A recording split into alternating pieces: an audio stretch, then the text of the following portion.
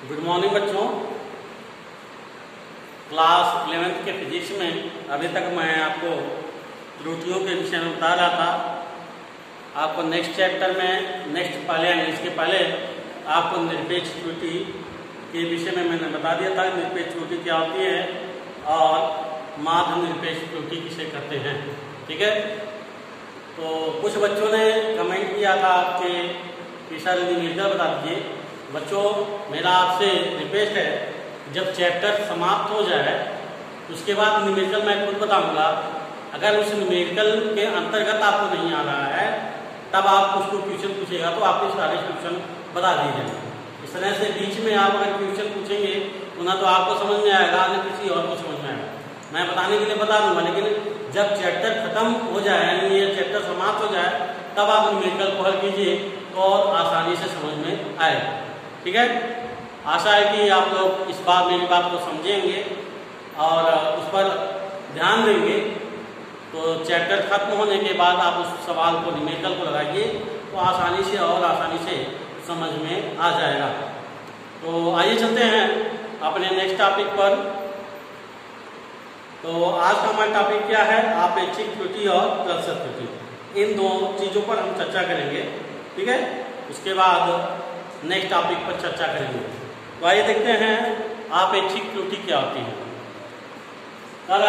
मापित राशि की माध्य निरपेक्ष त्रुटि, यानी अगले टॉपिक में इससे पहले पढ़ा था माध्य निरपेक्ष त्रुटि। मापित राशि की माध्य निरपेक्ष त्रुटि तथा इसके माध्यमान क्या है? ए मान।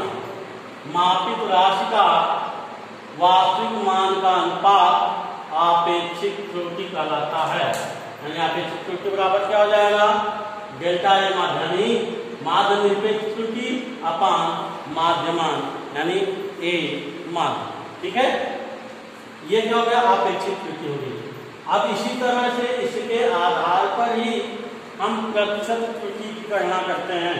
तो जो आपेक्षिक मान होता है, आपेक्षिक मान में अगर हम 100 का गुणा कर देंगे तो 100 प्रतिशत का मतलब प्रति 100, यानी 100 का अगर हम गुणा कर देंगे तो हमें प्रतिशत त्रुटि का मान ज्ञात हो जाएगा। तो इसके लिए क्या दिया है? आपेक्षिक त्रुटि को प्रतिशत में व्यक्त करने पर इसको प्रतिशत त्रुटि कहा जाता है। क्या कहा जाता है? प्रतिशत त्रुटि कहा जाता है। यानी प्रतिशत त्रुटि क्या हो गया? आपेक्षिक त्रुटि गुणे 100%। आपेक्षिक त्रुटि गुणे 100%। या इसको दूसरे रूप में अगर देखें तो आपेक्षिक त्रुटि हमारी क्या हो गई?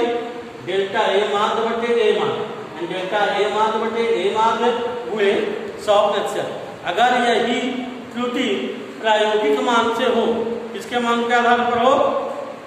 प्रायोगिक मान के आधार पर हो तो प्रायोगिक यानी प्रयोग द्वारा प्राप्त मान में प्रतिशत त्रुटि यानी प्रायोगिक मान त्रुटि क्या होती है? वास्तविक मान माइनस प्रायोगिक मान बटे वास्तविक मान गुणे 100%। ये आपकी प्रतिशत त्रुटि हो गई। अब इसके बाद क्या है हमारा? त्रुटियों का संयोजन। तो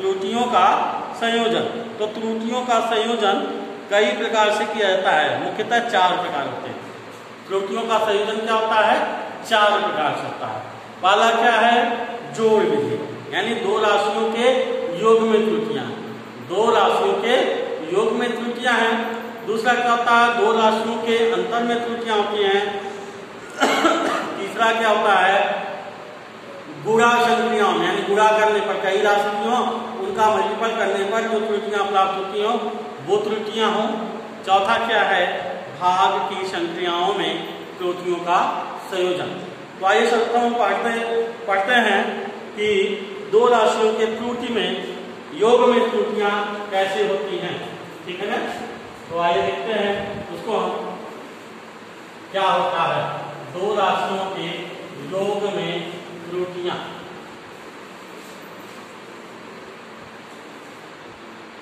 क्या होता है? त्रुटियों में संयोजन। त्रुटियों में संयोजन यह मुख्यतः चार प्रकार से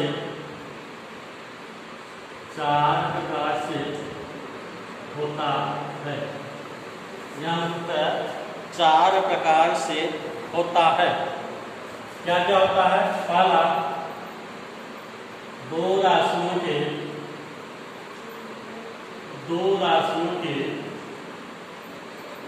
योग में त्रुटि। दो राशियों के योग में त्रुटि, यानी अगर योग में त्रुटियां हों तो वह कैसी होती हैं, तो उसके लिए क्या होता है, आइए देखते हैं। मान लेते हैं दो मापित राशि, यानी माना दो मापित राशि ए व बी है। क्या है? ए व बी हैं, जहां डेल्टा ए तथा डेल्टा बी, जहां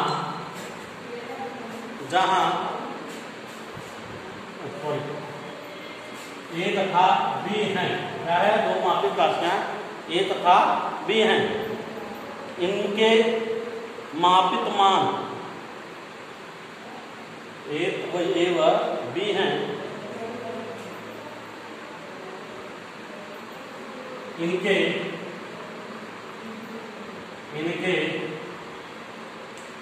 मापित मान क्रमशः A plus minus delta A तथा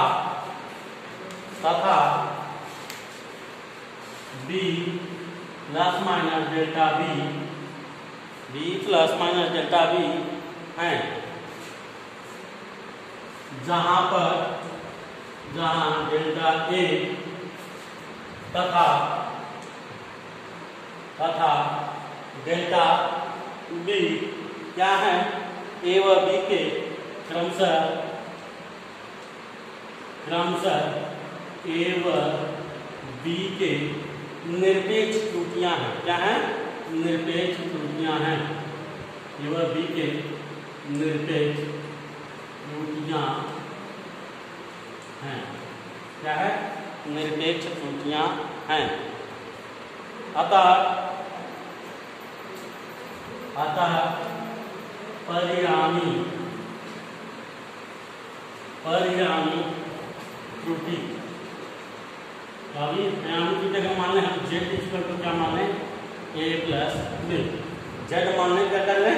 जेड मान लें ए प्लस बी। तो Z plus minus delta Z equal to क्या हो जाएगा?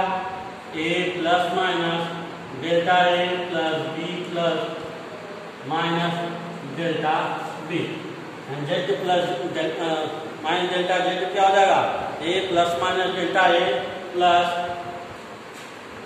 B plus minus delta B. अब यहां से क्या हो जाएगा?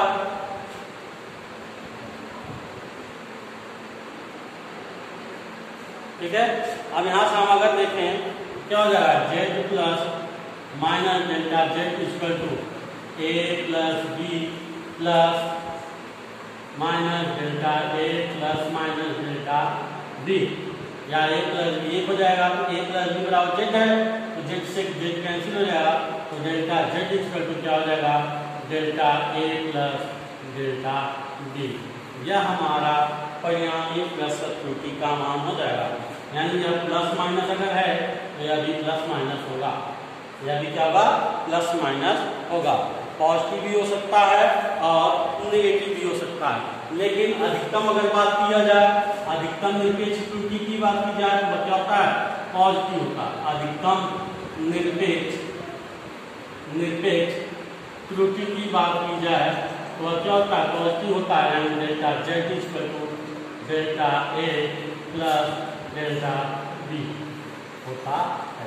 ठीक है, तो आज के लिए बस इतना ही।